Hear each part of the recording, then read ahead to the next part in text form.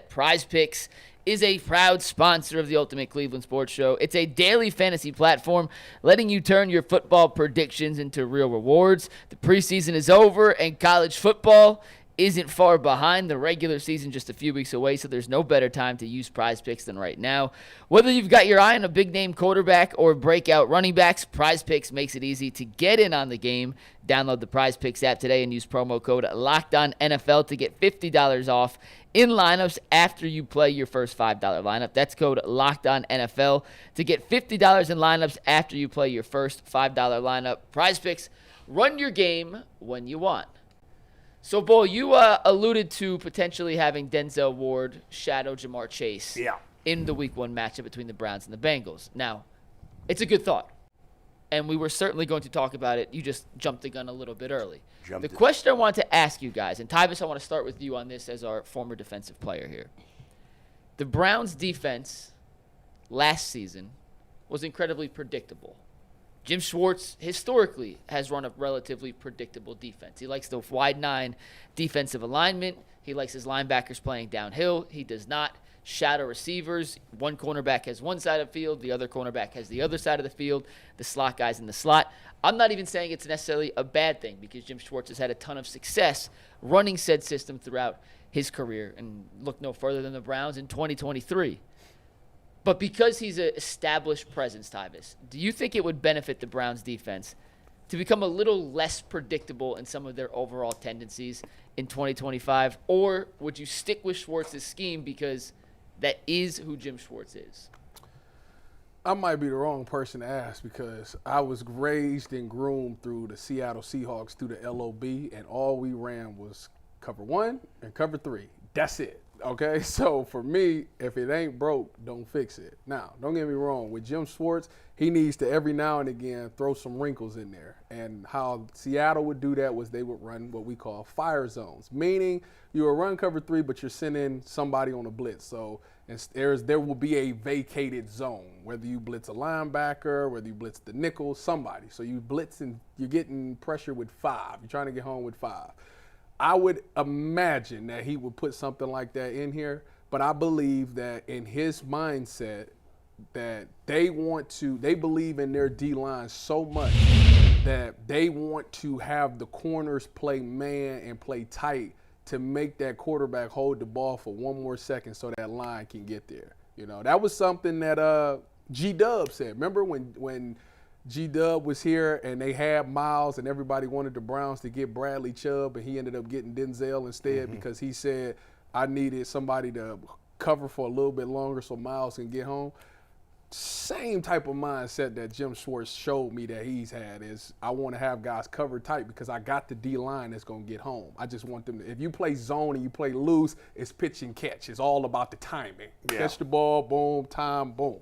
So I think that for them, with the way that they've built up the roster with some of the guys that they brought in, it's in their best interest to stick to what they do. But I will say at some point in times of the game, doesn't have to be all the time, you have to get creative as far as maybe on third down, you run some cover 2 or every now and again you run a fire zone in there. It's still cover 3, but you got some extra guy blitzing.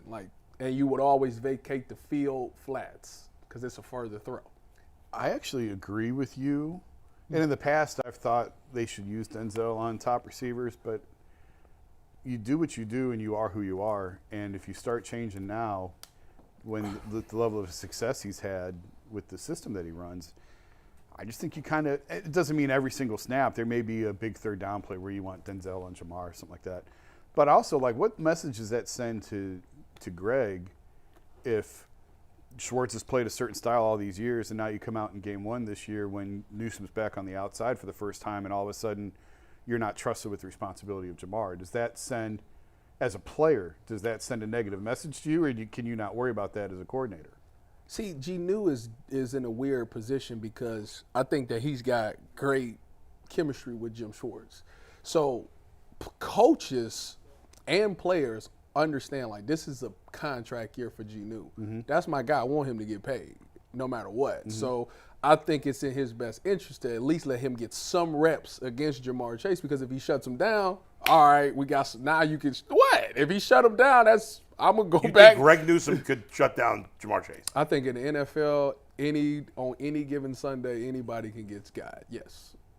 All Did right. you think Darrell Reeves would shut down Randy Moss, T.O.? I don't Chad, think- and all I don't that? think You're talking about an all-time great corner. I think that they would shade safety help. Did you over there. think I don't Josh you- Norman would shut down Odell Beckham? I guess not, but I don't remember that. And he was a specifically. nobody at the time. I don't think they're going to leave Greg Newsome lined up with man coverage with Jamar with no help over the top. Now, listen. Can we agree on that? It's going to be a The time. truth It's going is- to be a time in the game that it The happens. truth is Newsome can't really guard Higgins either. They're both Dang, too good what for you him. think he a bum? I don't think he's a bum. The Bengals have great receivers. That's their strength, no? I feel like he could get T. Higgins. All right, we'll see. G. New has had moments where we got it confused because he's been in the slot. Like, that was foreign territory. When he was on the outside, he was decent No, he Well, got. why did he get moved to the slot? because they didn't have nobody else, and he was the most logical choice. Well, and also they thought Emerson was better outside than him. Oh, well, that's a fact. So, But is Emerson better on the inside? Probably not. no, but if How Greg many Newsome tall, with how that, many tall nickels you know? Yeah, Emerson's game does not translate. Yeah. no, I'm not talking about that. I'm saying that they forget who's better inside. They thought Emerson was the better player.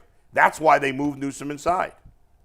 No, I just don't think they had any other options. Well, Newsome actually is athletic and agile enough to be in the inside. he's not big. He's not big, You don't though. have to, what nickel is? No, I'm talking about in terms of matching up with Higgins. Oh, that don't mean nothing. Yeah. Denzel's small, but he shut down T. Higgins. He has, yes, but Denzel. But you're talking about a special player. Denzel's a special player, Tyvis. No, there's a big No, he difference is between for sure. Denzel. For sure, he is. But There's a you big brought it difference. up. You brought up like he's not big enough. Like, Well, but that's just another factor. Like Denzel Ward is a special corner. give me a. I gotta think. What's a corner that's just okay? What's a guy that's just okay in the league? I think a lot of them. I want like a guy that's had some ups and downs, because that's kind of how I look at G. New. A guy that's had some ups and downs. Yeah. I mean, But like that's recognizable, like a name that's recognizable. I feel like he's been on the outside before, and teams have attacked him with great success on the outside. You thinking about the? Was he playing in the Texans game? That's the one I think he was. That in was the playoff game. So against what Nico would you Collins. do differently for this game? Obviously, I'd run a lot of 2-man if I was them. That's what I would. what is two-man? 2-man means that you got your two safeties deep, Right. over the top of everything, which allows your corners to play and undercut all routes. Right. So if he runs a fade, don't worry about that, because that's the safety's ball. Right, if he runs right, a right. post, don't worry about that. I need you to stop anything that's 15 and under. And when they run these routes, undercut it. Don't even So go deep- over the top, undercut it, because we got you. If he catches it, Yeah. a safety should be So in right other words, there. Myles Garrett's got to have a big game Yeah. because he's getting no help. I mean, they're going to cut a lot of things off. Yeah. Because if you think about it, you want to run slants, digs, and all that. If you go to run that and these corners is playing underneath, so the technique for 2-man is actually kind of scary as a Yeah. corner, because all you're taught is to stay on top of these routes. But when you hear 2-man, what you literally got to do is you got to play off, or you can press. You got to literally let this person get like 2 steps in front of you. Right. And then you got to be ready to just play underneath. So like he's up 2 yards in front of you. Right. And you're relying on that safety. Yeah, because if he go Yeah. deep, he running into the safety Yeah, anyway. yeah. So you just get up under it, and as soon as he cut his route, boom, you turn around, and now it's between the quarterback and the receiver. So And then you if the throw safety ball, blows his assignment, you're that's not out on of you. luck. Has The nothing first to do thing with I you. thought when you said that was, well, now they got to communicate and all be on the same page. And how often does that happen for an That is the Yeah, thing. you've talked about that That a is lot. the thing. They need, but if it's in 2-man, like that's not the case. Yeah. Like you in man to man, technically. Only time that communication comes into a play in man to man is when you're going up against a stack and a bunch. You got to have a plan for stacks and bunches. When it's a stack, you need to let me know you either gonna play halo, meaning that I'm gonna take the guy in front, the guy that's on the ball, and you're gonna take the guy in the back, or we gonna play it straight up where I'm gonna take the guy that's in the back, the guy that's pressing gonna take the guy on the ball.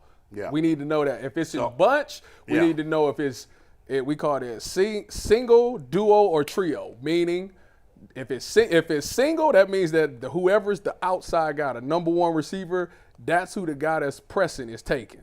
Okay, so although he's pressing this guy, Yeah. he got this guy in the bunch.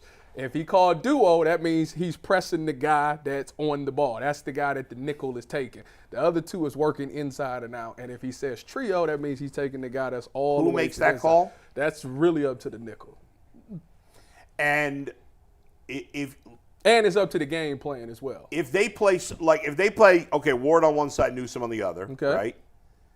If you're the Bengals, would you just put Jamar Chase on the Newsome side of the field the whole game? If you could, if they're not traveling, you could. Wouldn't you do that? I mean, wouldn't that make yeah, sense? why not? But you got to know what they're doing. I don't think folks understand.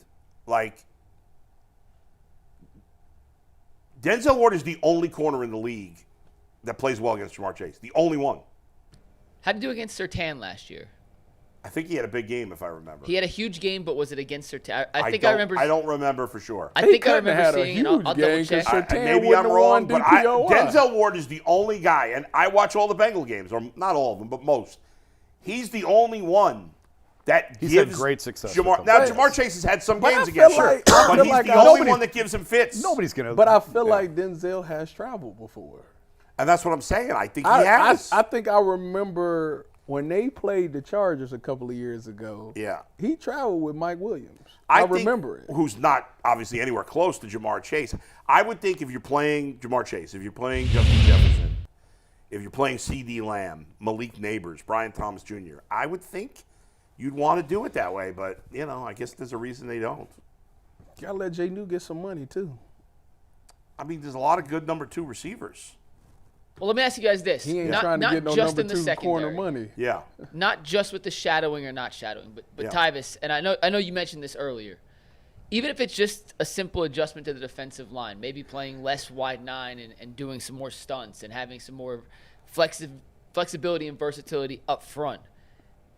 I know you said if that's what you do, it's what you do, and you don't want to completely change it and get away from it. But do you think there is any benefit to just doing some things a little differently, not completely going away from your identity, but maybe adding in some wrinkles to keep offenses on their toes? That's how you get interceptions and stuff like that, because you put on tape that this is what you're gonna do. So if we're a man-to-man team, then when we line up, everybody's thinking man-to-man. We lined up in man-to-man. But if we line up in that same thing and we look like it's man, but it's cover 2, now that quarterback is like, oh, snap, I threw something over here that I wasn't supposed to because I thought they was in man-to-man. So, yeah, that's called disguising of coverage and stuff like that. So that always works. But I can't tell you if they're going to do that or not. I don't know. We'll see. I would think that you would. Everybody always talks about disguising and making the quarterback think about what you're in. But at the end of the day, your responsibility overrides your disguise. So if I got cover 2 and I got to be in the half over there, I can't be in cover 1 all day. I got to get to that half. So if I got to leave early, it is what it is. Can't wait for real football. This is going to be awesome. I'm so excited for football to start. It's so close. So close.